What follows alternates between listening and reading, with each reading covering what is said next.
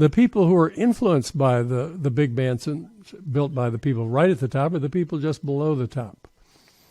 They Right. go to the wedding receptions now held in the homes of the super rich instead of in a country club or a hotel, and so they leave thinking, well, we need a ballroom now. We should host our daughter's wedding reception home. They build bigger. Their friends just below them have dinner with them. They leave thinking we need a dining room that seats 18, not just 12. They build bigger. Further increases in most forms of private consumption don't really cause any enduring increase in happiness or health or well-being, any other thing we can measure.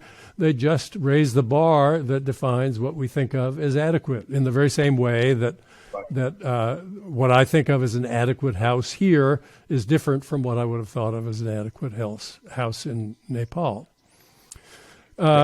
If there were nothing else useful we could spend money on, then that wouldn't matter probably, but the same literature identifies many categories of things where if we had more resources, we could do real good for people.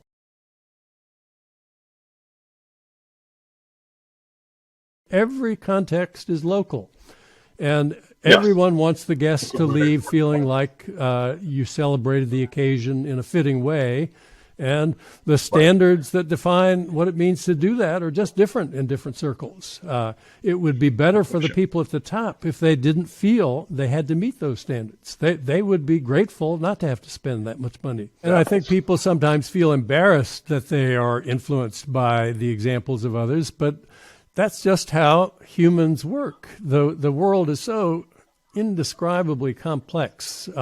No individual has even a tiny fraction of the information you would need to know to figure out what the right thing to do is in all the different situations you confront. But together, we've got quite a lot of information. And so taking cues from what others do is absolutely an essential part of making your way in the world. There is a series of studies now, but the original one was quite well designed. Let there be a random new installation at time 0, then controlling for income and prices and subsidies and everything else that might matter. They're able to identify that a second installation will occur within 4 months on average of that first one, an installation that wouldn't have occurred except that people saw the first one. So now we've got 4 months into the process. Those two themselves spawn an additional installation just from the demonstration effect on neighbors, conversations, visual sight lines. So we've got then not 2, but 4 after another 4 months pass, and then another 4 months, we've got 8. After 2 years elapse, we've got 32 solar panel installations in that one zip code.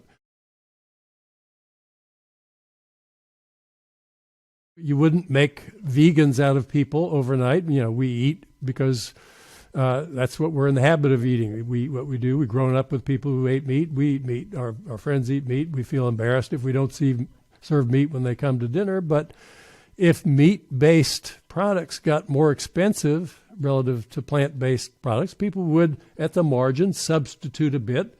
As some did, then it would seem more normal to do that. Others would follow suit. It's the same thing we saw with smoking. We taxed smoking heavily. Right. Most people didn't quit. They're addicted to smoking. They just went right on. But there were people at the margin who had low income. Maybe they couldn't afford to keep smoking. They quit. Maybe they were about to start and thought better of it when they saw the size of the tax. They didn't start smoking or they quit smoking. That meant every peer group now had a smaller proportion of smokers in it. People in those peer groups were more likely to quit or not start because of that. That meant the proportion went down still further. If you don't invoke that kind of process, you don't come close to being able to explain the steady downward trajectory of smoking rates in the U.S. It's now 13%. When we started taxing, it was close to 50%. You don't see a decline like that except for this kind of contagion.